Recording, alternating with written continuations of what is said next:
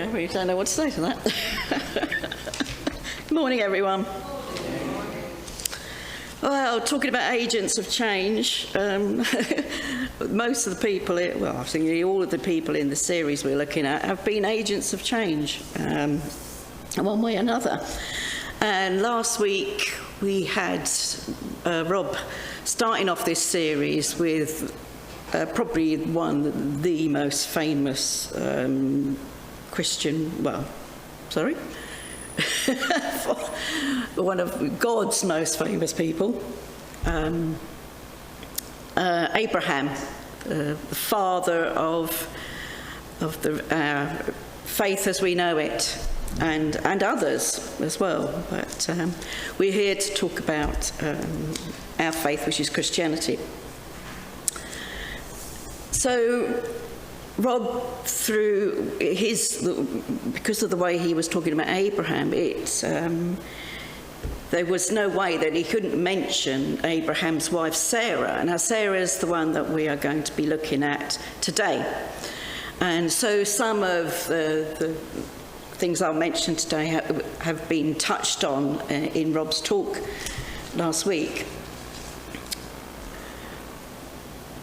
And I find it interesting that Sarah is one of the very few women who are mentioned in this, what we could call Hall of Faith, which is found in Hebrews 11, this list of faithful people. And as you know, I very rarely pick and choose which talks I'm going to do. So I ended up doing Sarah, and I quite often have this problem, as I sometimes think they put in a woman just as a bit of a token thing, to want to make you look too male-dominated. And I'll be honest, I didn't really know as much about Sarah as I should have.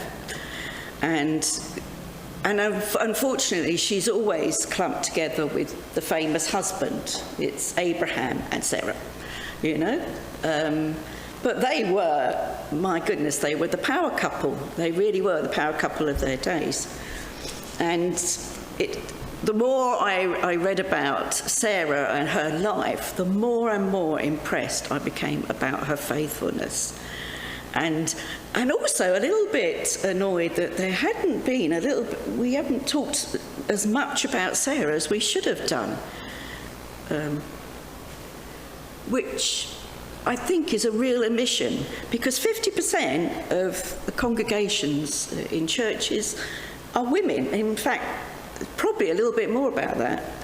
And this is an amazing, amazing woman of faith, an absolutely amazing woman of faith. So what I'm going to do, so she's mentioned in Hebrews, which, oh my goodness, that's small. Yeah, I should have done the font a bit bigger.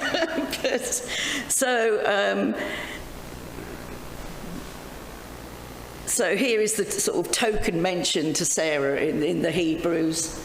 So even by faith,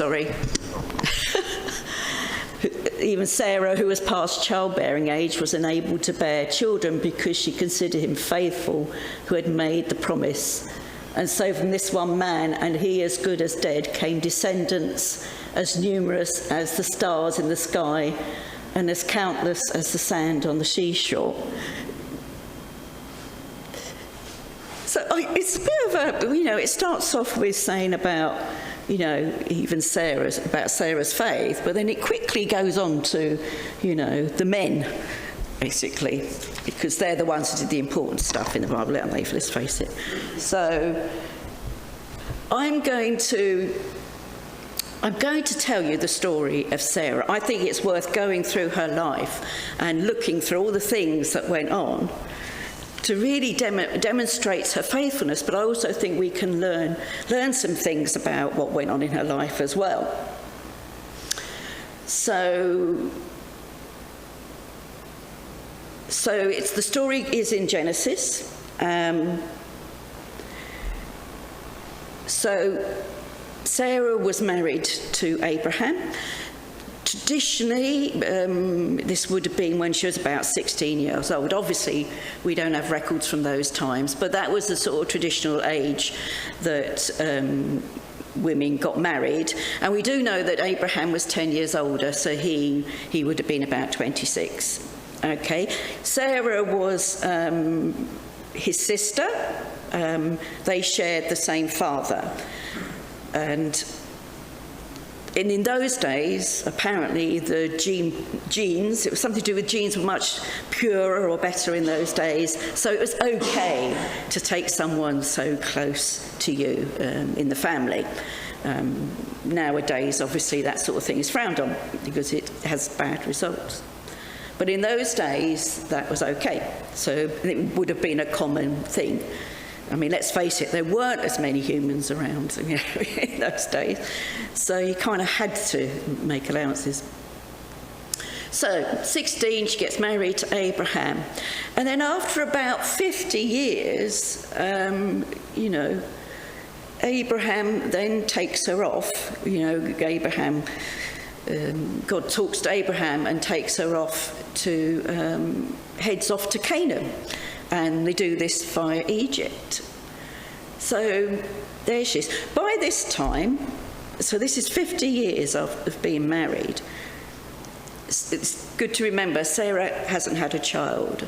But now, in those days, and sadly still today, if you haven't had a child by your husband, you are looked down on. You are looked as less of a person. You haven't really fulfilled your duty to your husband and to your family. You are meant to produce children, to produce heirs, to produce people to look after you. But so she'd had 50 years of the shame that would have come from, you know, not bearing a child.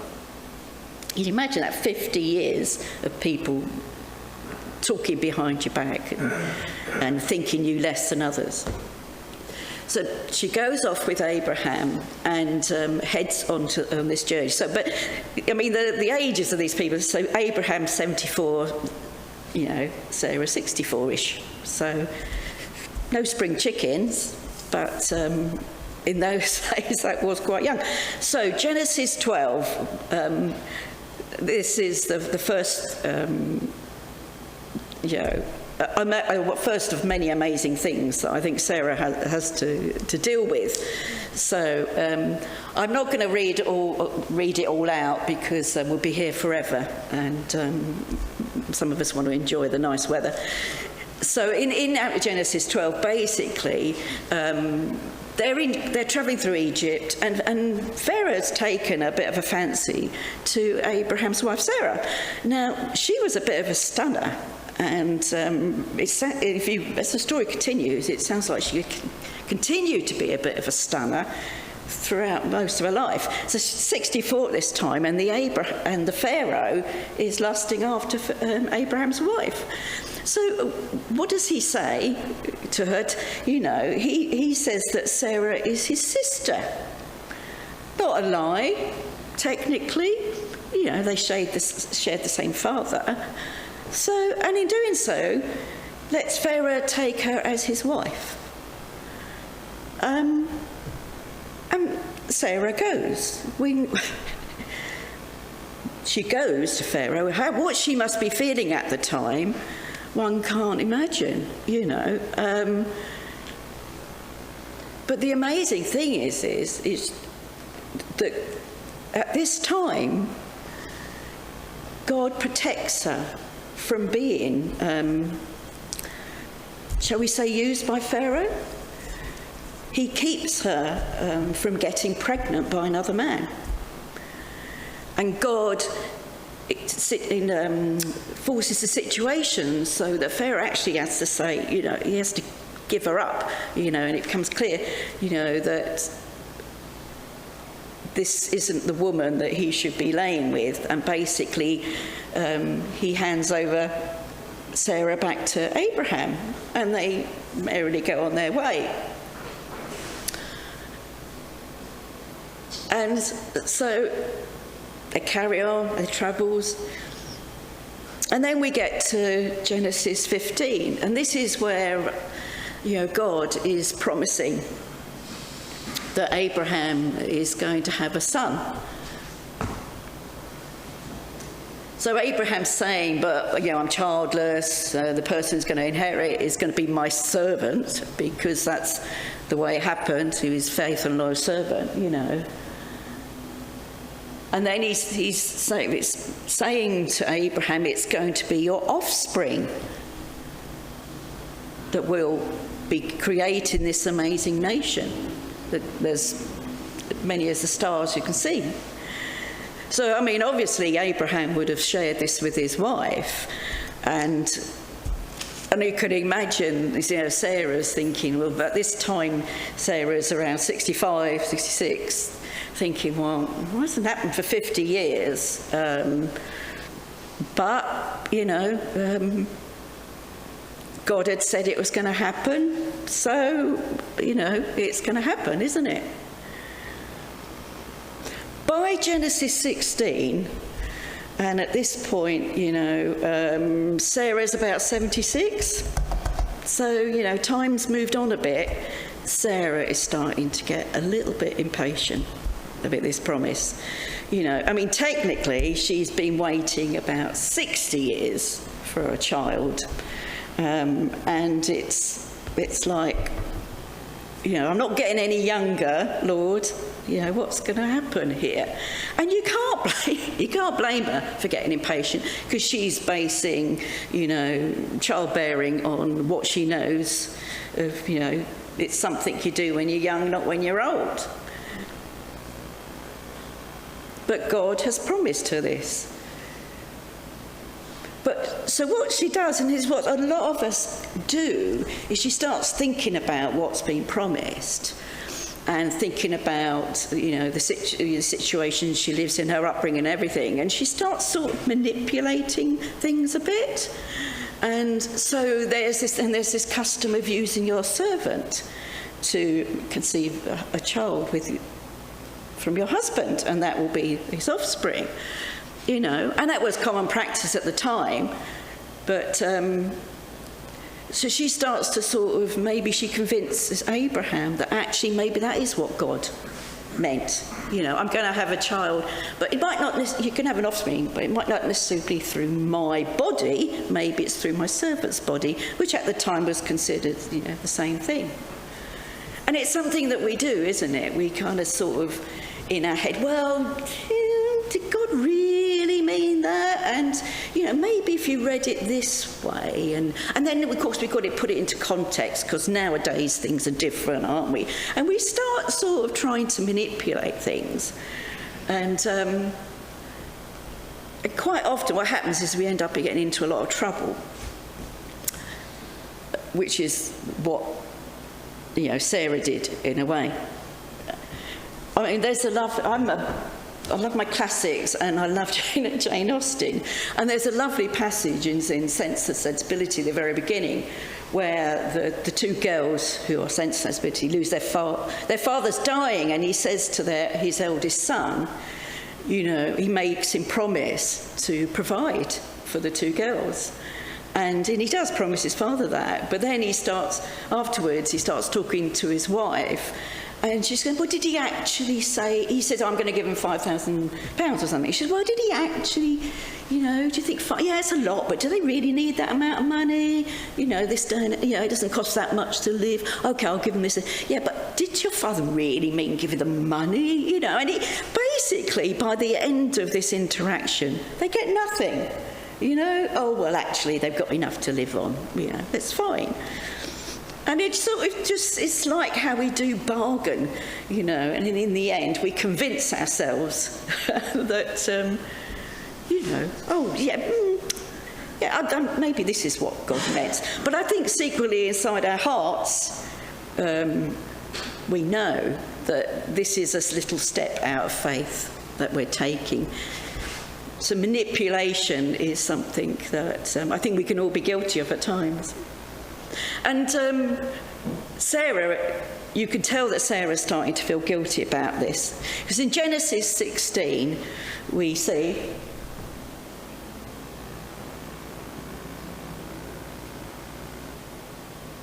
So in the next one, so there's 2 lots of 16, sorry.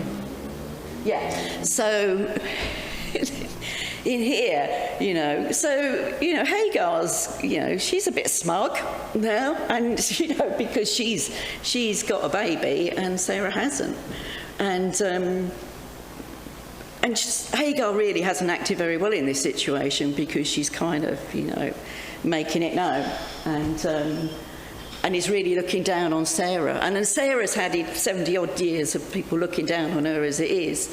And it's like rubbing salt in the wound, it really is. And I think, and there was probably, this is making Sarah feel even bad about actually making this decision to, have Abraham lie with Hagar in the first place. And quite often when we feel guilty about something, we turn that into anger and mistreatment of others. We blame someone else, or it's their fault. Hagar shouldn't be like this. And it's, we need to do something with that. And I love that Abraham just washes his hands of it. Yeah, well, she's your servant, you deal with it, sort of thing. He didn't want to get in the middle of the women's arguments.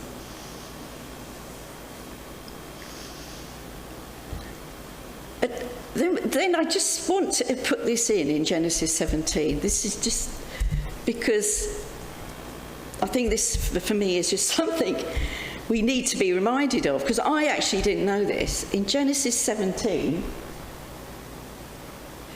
we read that God tells Abraham that Sarah is to have her name changed. Now, I don't know whether you knew this, but Sarah is the only one only female that God changed their name.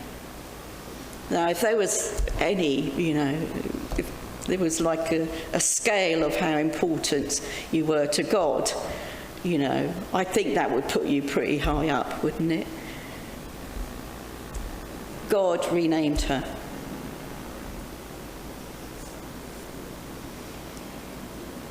So the story continues, in Genesis 18. So this time, Hagar's, being obnoxious. Genesis 18 reminds us again that, the Lord's telling them they're going to have a child, and she's just like, oh yeah, you've got to be kidding. She laughed about the idea, but then her reaction to being accused of laughing was really a bit of guilt coming in there, because she knew that she shouldn't mistrust God, But time is really ticking on. It's really ticking on. And we have to remember that Sarah did not have all those thousands of years of history that we've got to remind her of all the promises that God had given and fulfilled. The knowledge of the one God was still pretty new in those days. And so her faith in him, in a way, is even more incredible.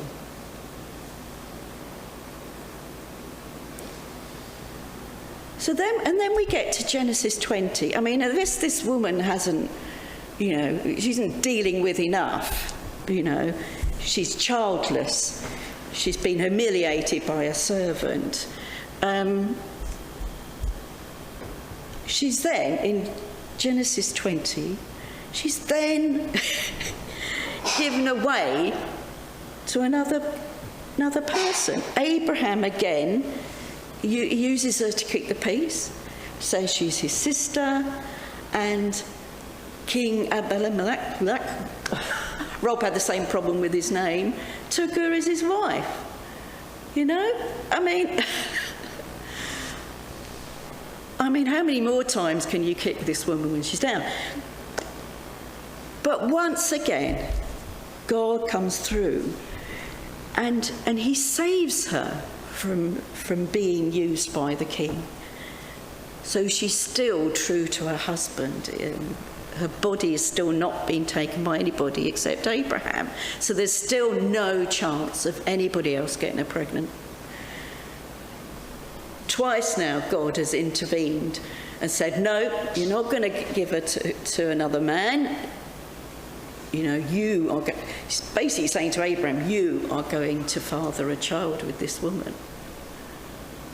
And then eventually we get to Genesis 21.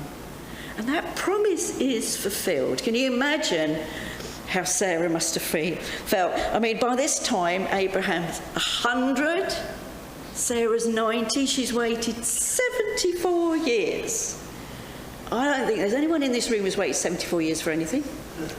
If I wait a week for something, I'm impatient. 74 years this woman has waited. You know, she suffered being cast off twice to, you know, other people.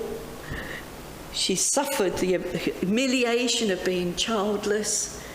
She's gone through years and years of trying to be faithful, slipping up as you do.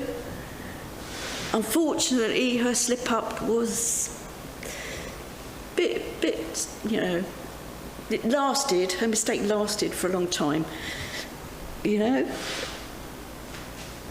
4,000 years, a feud ignited 4,000 years ago, as we're still hearing about today. But in her defence, though, can I just say, Abraham didn't have to sleep with a Hagar. Just saying, it wasn't all Sarah's fault. So there she is, the promise is fulfilled. And isn't that just amazing? Absolutely amazing. Can you imagine, you know, how she feels? In Genesis 21, it talks about, you know, God has brought me laughter. I mean, previously she'd been laughing, no way I'm getting pregnant, you must be joking. Now she's laughing for joy. And actually the name Isaac means he laughs. Isn't that a lovely name? I mean, I don't know if you knew that, Teresa. Yeah, it's just lovely, wouldn't you? I kind of, yeah, my son and daughter aren't named for anything as wonderful as that, I have to say. And I love the idea of names having meanings. Actually, my name Sarah is a derivative, Sally is a derivative of Sarah. So just thought I'd throw that in. Anyway, so she's full of laughter and love, and after all this time, you know, her faithfulness has been rewarded. And she now is the mother of all nations. But again, something, you know, Abraham's the father. Hang on, there was someone who gave birth to all these people, you know, at the beginning of this time. It was the mother. It's Abraham and Sarah, you know, not Abraham, Sarah. So that's amazing. And then it continues, Genesis 21. And then once more, you know, after all that amazing faithfulness and prayer and promise delivered and everything, you know, we see in Genesis 21, Hagar is banished by Sarah because, you know, it's finally got to the point where she can't have this person and her child around once more. I mean, at this point, Ishmael is 17, so he's quite a young man, and he's believed to have been the ancestor of the Arabs. And as I said, this action, because God promised to look after Ishmael because he was still an offspring of Abraham, this action ignited a 4,000-year feud.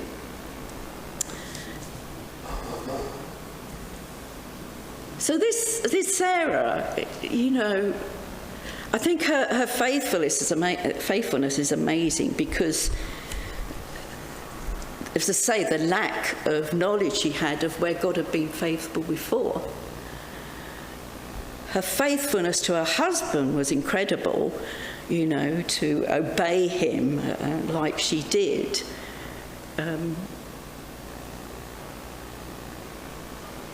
But she was human like the rest of us.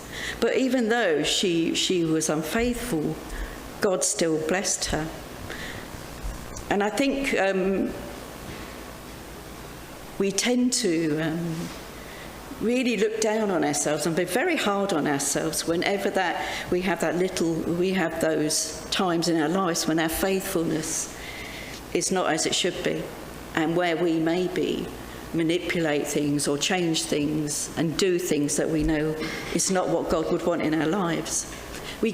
Often it's because we become impatient, you know, and our impatience is often comes out of that just maybe our unwillingness, our reluctance to trust and submit to God's timing for our lives.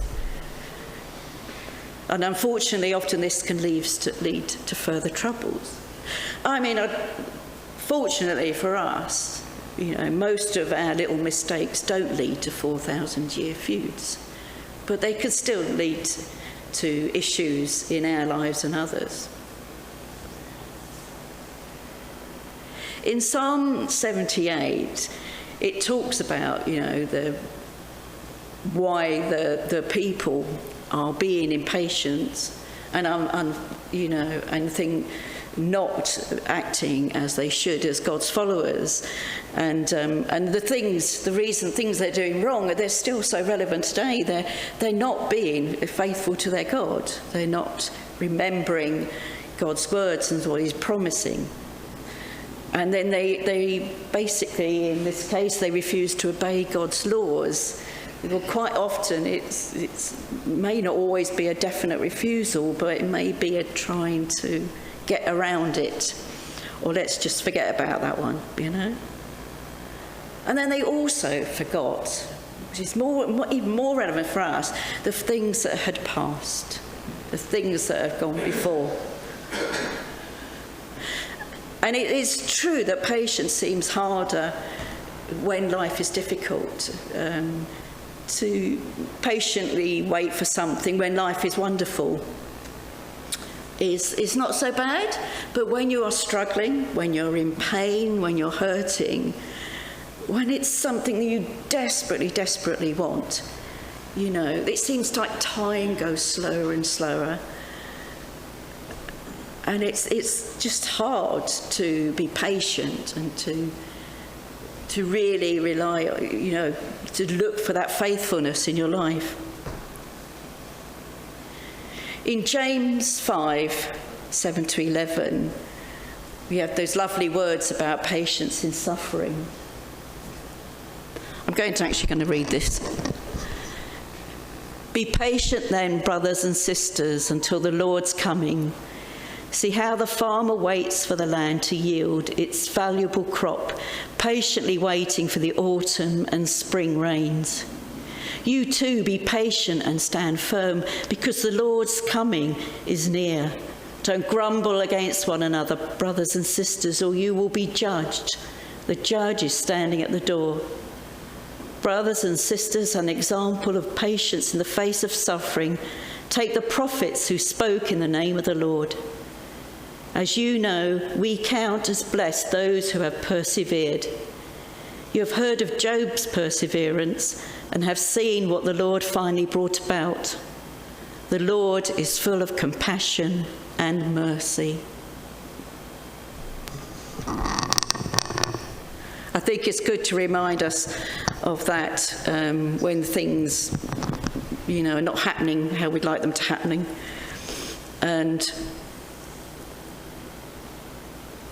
And really that, remembering what has gone in the past. But, waiting, being patient, it isn't just sitting there quietly and waiting, There's waiting what we call passively or waiting intentionally. And my mother was full of lovely little sayings. She loved to drop them in nearly every day. For her, it was watched pot, never boils, which of course is wrong, but you can see what she means, The longer you look at that kettle waiting for it to boil, the longer it seems.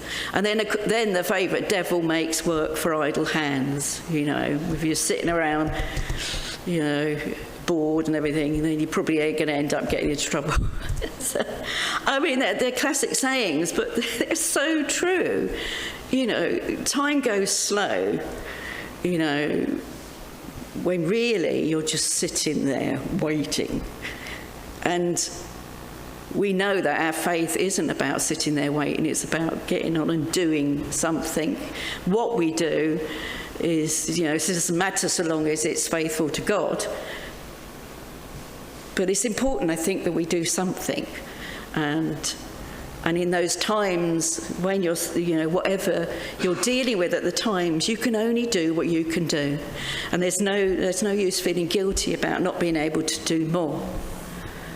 There's always going to be someone in this life who does more, who you think is more faithful and more Christian than you are. But as you're going to see from this series as we're going along, there's some severely flawed people who God have blessed amazingly. And that's what we have to remember. We do what we can. We do what we can and give it all to God. We learn about God. We put in action what he's asked us to do, to care for people, to love people, to pray for people.